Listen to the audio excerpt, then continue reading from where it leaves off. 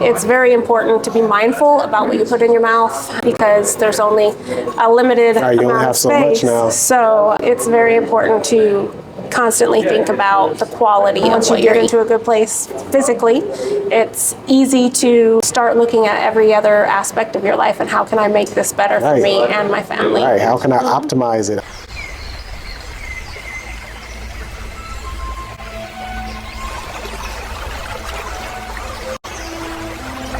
We are going to break down myths. We're going to explore all the things that make a quality life.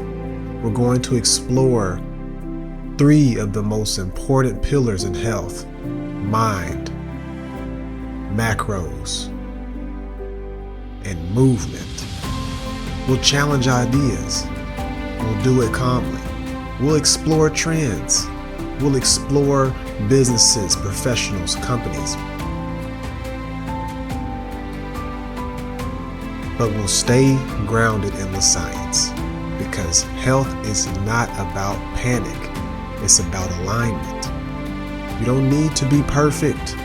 You need to be consistent. You don't need to chase these hacks. You need fewer interruptions. Quality life. This series is going to be about building the systems that support that biology that you already have embedded in your body. Better health, better life. Welcome to the series.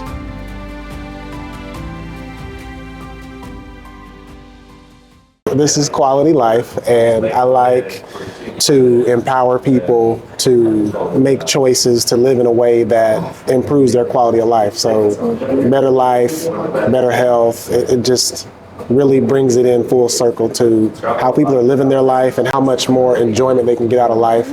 So this is my new series. Please give us an introduction of who you are, what you do, and what brought you here. My name is Melissa Chateau. My business is Chateau Consulting Services, and my website is chateauconsultants.com. I offer fractional COO or Director of Operations kind of relationships.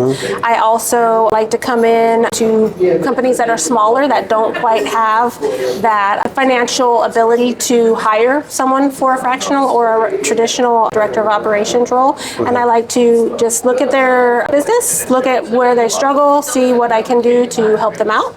And I like to meet them where they are financially. So I like to work with a lot of the smaller businesses and stuff as well. Very nice. I appreciate you. I appreciate you so much for your service that you are giving to people. But now I'd like to segue into what brought you here, Portia. Can we talk about your health journey? Because when I saw you had the barefoot shoes on, every time I see someone with barefoot shoes, I make it a point to tell them, hey, I love your shoes, and just invite them into my world, because I know you made a lifestyle change, whole lifestyle change. So tell me what that lifestyle change looked like. So back in 2018, I was recently divorced, and I was ready to make a change. I was ready to not live the life that I had lived for my entire life previously. So I decided, you know what, I got to do something. I can't get this weight off. So I started my weight loss journey with the VSG, the sleeve gastrectomy. So after I did that, it gave me the little tool that I needed to help me to stop putting food in my mouth. I was a very emotional eater. So that helped me to be able to wash that down. So it's not a big part of my life anymore. It also got me on a path of feeling better. And once I started to feel better, I wanted to feel even more better. Yeah, you went down the rabbit hole. Exactly. So I started looking into what else I could do to improve the way that I feel, the way that my mind thinks, the way that I move, and started with just silly pair of shoes. My little barefoot shoes. I always tried to run. I always tried to go on long hikes and that kind of a thing before, and I would instantly get shin splints. So when I switched to barefoot shoes, even though the bottoms of my feet were a little bit tender, it went away real quick, and I found myself less hip problems, back, knees weren't hurting, my muscles weren't aching. I'd recover a lot quicker. Inflammation was just a lot lower. So after I started that, I was like, I wonder if there's anything to this grounding. So then I started sleeping grounded.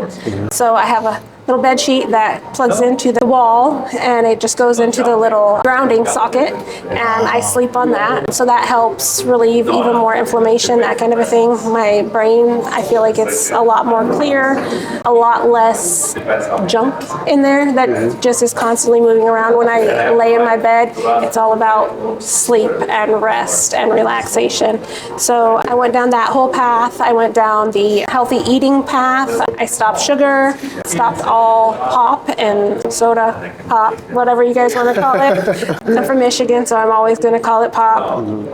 So I don't do any of that. I just drink water, tea, coffee, and I try to, everything that I eat, I try to have it be as natural as possible. If it comes in a box from a grocery store, you probably shouldn't be consuming it. So I don't normally purchase those things. My kids, my family, husband all look at me like I'm a little bit crazy. They've all come on the journey with me. My husband, when we first got together, he was 275 pounds as well, and diabetic. He was eating chocolate cereal with chocolate milk on it for breakfast.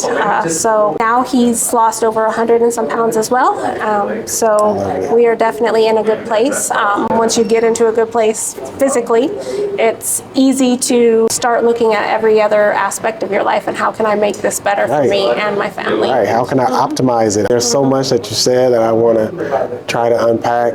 I want to start with the negatives first and then get to the positives. The withdrawal period that you faced through your body. Can we talk about what it looked like when you changed the shoes and when you started eating differently?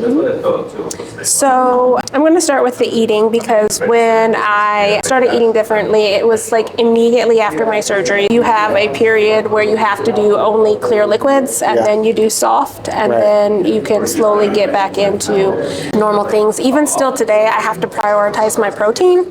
So it's very important to be mindful about what you put in your mouth, because there's only a limited amount of space. So it's very important to constantly think about the quality of what you're eating. So that's where I'm at. Talk about that period of time. What were you feeling when you made that switch? Because a lot of people, as soon as they wake up, they're like, oh, I need some food right now. But I'm willing to take a bet on you and say, hey, when you wake up, you might do a little stretch, you might drink some water, but food is not the first thing you're thinking about. No, in fact, the part of my stomach that was removed is the part that makes you think that you're hungry. And so because that's gone, I don't actually ever feel actual hunger. But the majority of us don't even know what actual hunger really is anyways. Right. What we think is hunger is sometimes thirst or dehydration or just absolutely habit was the biggest thing. So I found myself within the first couple weeks after surgery, when I was allowed to start eating normal food again, I found myself sad because I could only eat a tiny little bit. And the emotion of eating that food was no longer there. So I had to find a way that I could still enjoy the food in the way that I used to enjoy it, but in a healthier way. So I'm like, I still get to taste the food. I still get to smell the food. I still get to be in the same rooms with everybody who's eating normally. So how can I remove the jealousy that I feel? And so I decided I was going to get chopsticks, start eating with chopsticks, even though I couldn't function with them at first.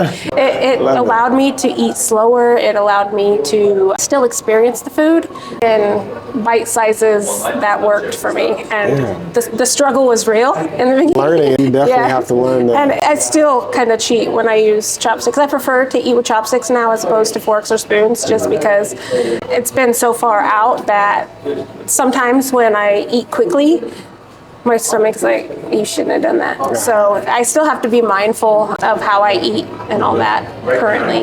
I appreciate it, and I know many other people will appreciate that as well.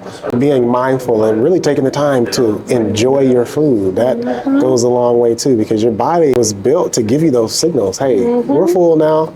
It's everything else on the outside that you just want the big portions. You gotta have the dessert. You gotta have the after course, and you gotta cleanse your palate and do it all over again. So it's a lot of big stuff. So that withdrawal period, got that. Now your life is changing.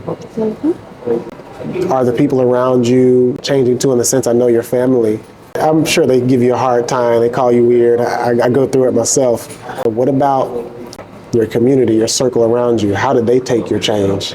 So when I was going through the majority of that change, it was when I had first come on to Freenet, the previous company that I worked with. So the time that I left my old life and came into my new life, it was like a perfect transition. Yeah. I'm one of those people that I don't like to make small changes. If I'm going to change something, I'm going to change it drastically, because it's easier for me to stick with new habits when you're completely wiping the slate. So some of the people from my previous job I'm still friends with and I'll still follow up with, but it was a whole different mindset when I transitioned from where I previously was LabCorp and the corporate mentality and being the yes man to going to something that you're building from scratch, right, and starting as the doer. So being the kind of doer that I am, something needs done, I get it done. And that was exactly what I needed, because for me personally, I knew what I needed to do in order to lose weight, because I tried for years to do it and I couldn't accomplish it without that additional tool. So I knew that I needed that tool if I was going to ever progress within my health. And so then when I went to building businesses, I knew that I had to take all these additional steps in order to make sure that I keep progressing and keep getting better. So that's kind of the thing that I decided to do, is drastic change. So I think for anybody who has a personality like me, drastic change is... There we go. And so you touched it right on the tee. And I'm thinking of ways on how we can empower people to replicate this, because what you did on paper may have looked easy, but it was definitely not easy.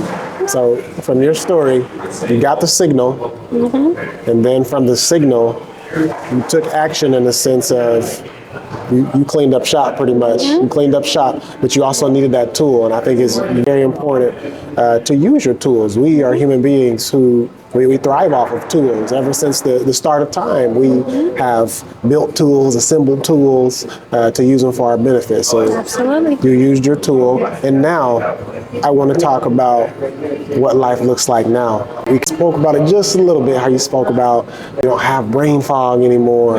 You're very high energy just from talking to you. And it's what time is it? It's right around time where people get a little sluggish right around this time.